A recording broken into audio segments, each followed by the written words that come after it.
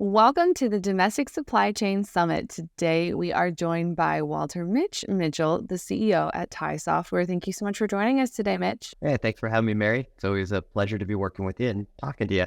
I am kind of excited about today. This is something that I think, especially kind of given the year we've had this year where everyone is, maybe looking at some, maybe making some upgrades in their systems and, really kind of taking a look at themselves and making some improvements for next year.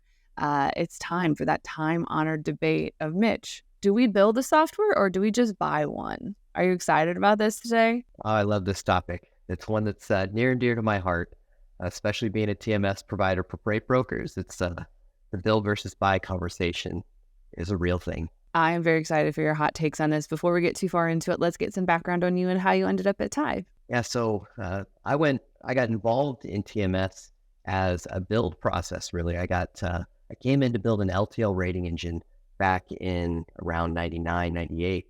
And during that time, there weren't a lot of LTL rating engines available, and that's clearly changed as the TMS space has changed a lot and the technology available has changed a lot. So build was my initial step into the TMS space. And then as time went on, we became a TMS provider and changed through that. So I've been building TMS for freight brokers for more years than I should probably count at this point. But it's been a great journey and has taught me a lot along the way. I feel like having so much experience in building, you would have a stance on it. But let's get into it without further ado. The $1 million question. All right, so let's keep it TMS related because obviously we could build or buy a solution for 700 million other back office processes, but we only have 15 minutes today. So let's just keep it to a new TMS. It's time to upgrade. My new TMS is kind of clunky. It's not really doing what I need anymore, or I see some features on some new ones. Do I buy it? Do I build it? What are some factors that 3PL providers and brokers should consider when it comes to this decision? I think there's two real big factors that we got to think about. One is security, and number two is, are we building something that's part of our core business? And so as a freight broker, I think it applies to like a CRM as well as a TMS, or even an email client. Technically, we can build our own email, but we're not in the business of doing that. Our customers don't want to pay us to do that type of work. As a freight broker or as a logistics professional, our job and our focus of our business should be on that part of the business. The technology should be used to support it. So when we think about build versus buy, what I think we want to be really talking about is there a real added value to spending that many resources and distracting my business from its core work to building something that's a TMS that I can buy off the shelf? And that even applies to us as a technology company. We don't build a CRM. We buy a CRM and then we adapt it to our needs.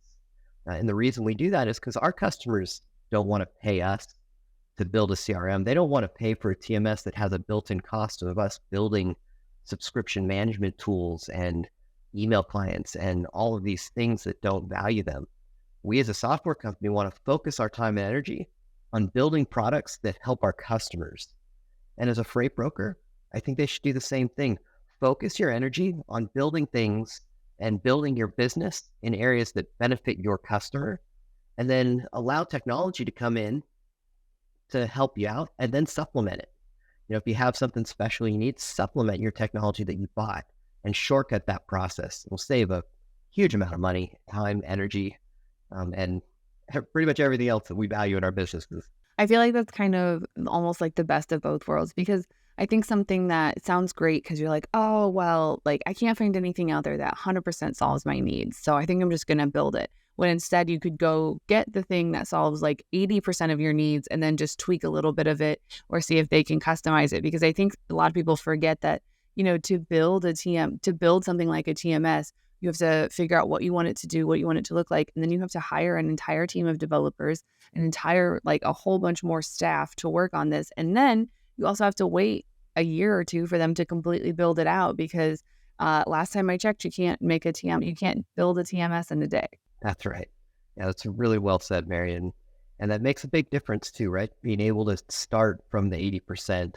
And then another option too is maybe the things that you are doing differently that you feel like are special cases for your business, maybe the things you should reconsider and look at, is there a better way to do this? Is there a way that fits into the technology better? And sometimes it'll improve the processes that your company is currently running under if you work in the way the TMS is designed. And sometimes it doesn't. Sometimes there is good reason to change it. But other times, we get built up and we have these processes in our business that are there, that, well, it's the way we've always done it, right? And the way we've always done it must be right. But that's not generally the case, right? A lot of times the way we've always done it is just because it's the way we started doing it. But now that the company grows or the company's changed over time, maybe the way we've always done it should not be the way we do it moving forward. It's kind of one of those things of, just like, don't get stuck in a pattern just because it's how you've always done it. It's the way that you grow is to learn, to develop, and be better. I guess when it comes to, like, if I'm sitting there and I'm evaluating all these different options, I guess how, like, if I'm sitting there and I'm torn between understanding that it's going to take me a year or so to do it and, going and buying something off of the shelf, like, in what world or what typical scenario is there going to be where a 3PL is going to say, I just want to grab that right off the shelf because it's exactly what I need? How often does that happen? Or is there a lot of customizations? Yeah, I think it depends on the size of the brokerage. The larger brokers do tend to have a little more customization needs than some of the mid-size or smaller. And that also comes from, again, the same thing of, this is the way we've always done it, or we have really well-established processes. And those are fine. You just need to make sure that you have an off-the-shelf product that allows flexibility. And all of the modern TMSs, especially SaaS-based products, we have to be built around connectivity. Because the whole premise of the way a SaaS-based product is. Some of the on-premise products are a little bit tighter in their ability to connect to them and ability to modify. But when you're talking about modern TMSs and modern technology platforms, the flexibility is all built in. So taking and going from 80% to 100% can be a really easy process. And then you can just focus on that small component rather than focusing your company's energy on the whole TMS. And I think when we think about this buy versus build, we dramatically underestimate the amount of effort it takes to maintain a software product. It's a real thing. I mean, it's what we do for a living, right? Is maintain a software product, and the maintenance part is a very serious and expensive and important component, because you can't take a software product and build it once and let it run forever. That's not the way it works. Just like business processes that need to change over time, a software product also needs to change over time. And for example, we build in 35% of all of our development work is what we call maintenance work, which is just updating things that we already have in our TMS. I think that maintenance work is something very important, because it's not like, oh, I hire this team of developers to build this system for me, and then after they build it, like, they go. Like, no, you need most of them to still stay on and, do any improvements, any changes. And that maintenance work, I think, especially with the rise of, cybersecurity and, like, the fact that that there's a lot of hacking going on, I think that maintenance is going to be even more crucial heading into the future, because you always have to be updating that security. I'm sure that's something that you guys deal with on a daily basis. Absolutely. And that's the other key component to the buy versus build conversation is security. And security, we have to take it seriously, right? We've seen a lot of very high profile security breaches happen. We had like Caesars and MGM get hit.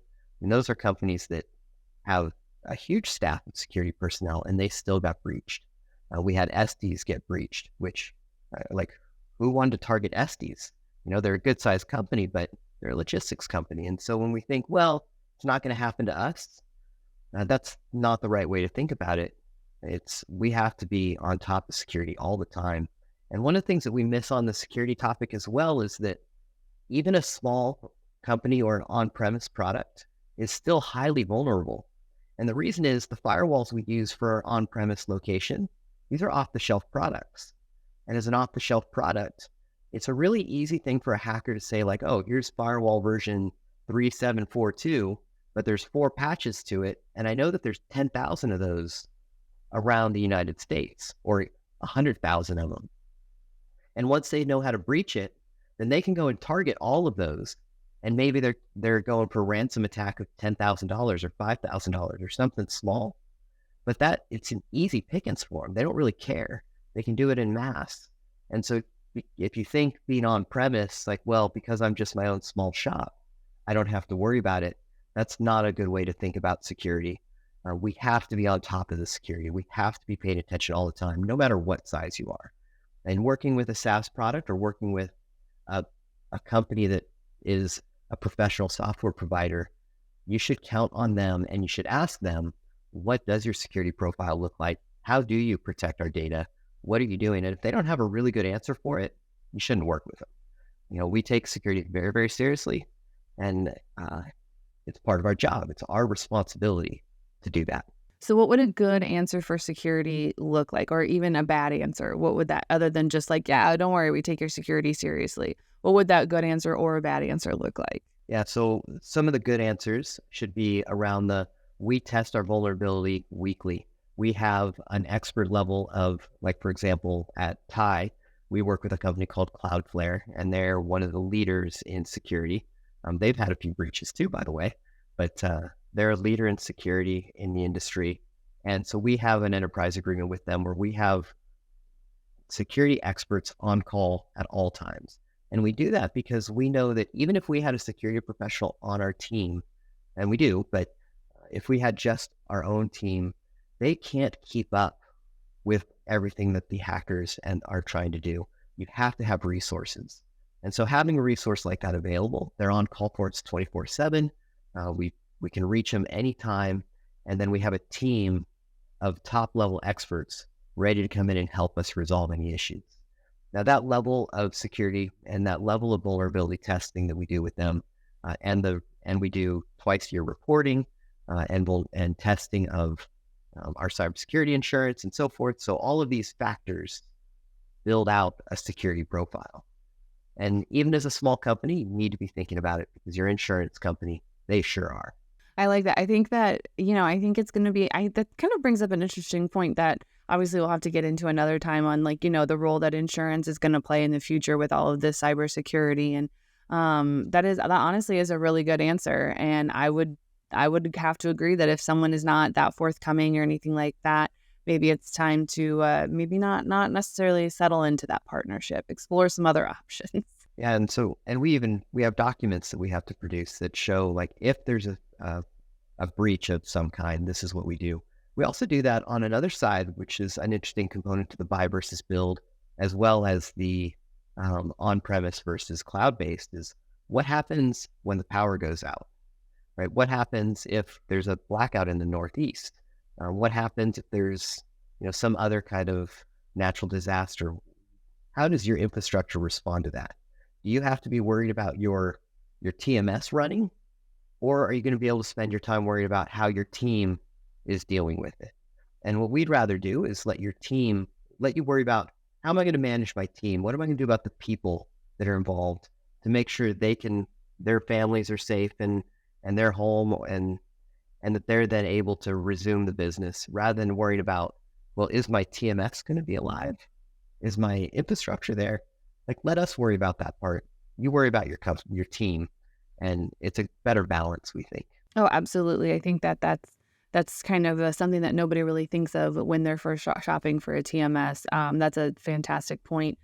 We are almost out of time today, so if anyone wants to reach out, maybe they have more questions on buying versus building, or they want to kind of know what to look for in a strong partner for a TMS, where can they find you outside of the summit? Yeah, you could reach us at tai-software.com. You can also find us on LinkedIn, and we'd be happy to connect with you and talk to anyone who's interested in finding out a little bit more about how they can manage their security, how to deal with buy versus build. Love to talk about those topics, so be happy to connect with anyone. Awesome. Thank you so much for joining us today, and stay tuned. We have a lot of great content coming your way for the summit.